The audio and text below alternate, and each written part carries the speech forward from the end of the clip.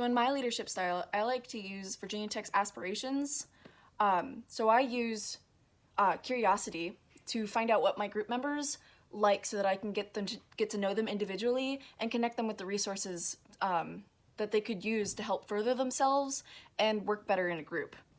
I also use self-understanding and integrity in my leadership, especially my integrity, to help me make the right decision when dealing with an argument between group members. When I was a section leader in marching band in high school, I had two people who would always bicker. I always tried to maintain the peace, but when it got to the point that someone used an unfavorable word against the other, my integrity told me to take it to a superior officer so that they could help me, because I just couldn't deal with it anymore, and I didn't want it to get any worse. I also use civility in my leadership style. I use civility to help treat everyone the same, and with respect, because we're all people, and this helps me seem level-headed when leading and grows trust within the group. I also use courageous leadership. When I notice injustices happening in my group, I take it upon myself to change the rules of the organization so it never happens again. When I was a freshman in marching band, my section leader didn't bother to care that my friend and I had asthma and would make us run laps around the field. Because of this, when I was a section leader, I didn't make my section do physical punishments if they couldn't. Instead, I would have them and myself stay after 5 minutes and fix what they messed up, so it wasn't so much of a punishment, it was more of a building experience.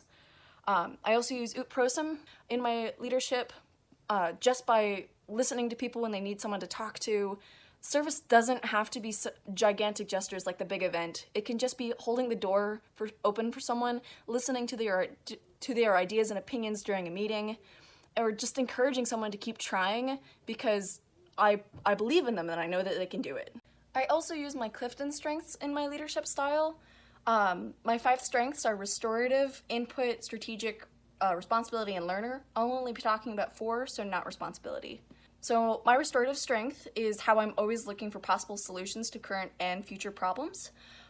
This relates to how I teach things when I'm a leader, and how I teach them to my group members.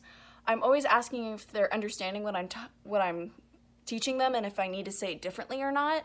And if they're not getting it, then I solve that issue with another method of teaching it to them. My input strength relates to how I'm always finding new information to discover and store in my mind castle for all those Sherlock fans.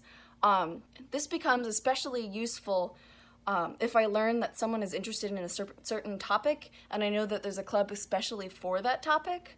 Like one of my friends is really interested in nature and trees, and I know that Tech has a forestry club because another one of my friends recently joined it. So I was able to connect my friend to that group. My strategic strength means that I like to think about how I teach or do something before I actually do it and not just rush into it. I use it to maximize my group's efficiency when completing tasks. I look at all of the ways that I could possibly teach them a skill and choose the way that will work the best for my group. My learner strength relates to me always finding a topic to be interested in and learning as much as I can about it. When leading, the topic tends to be my group members because I like to get to know them better, not only to be better friends, but to learn what they're interested in so I can connect them with the people who are also interested in the same thing.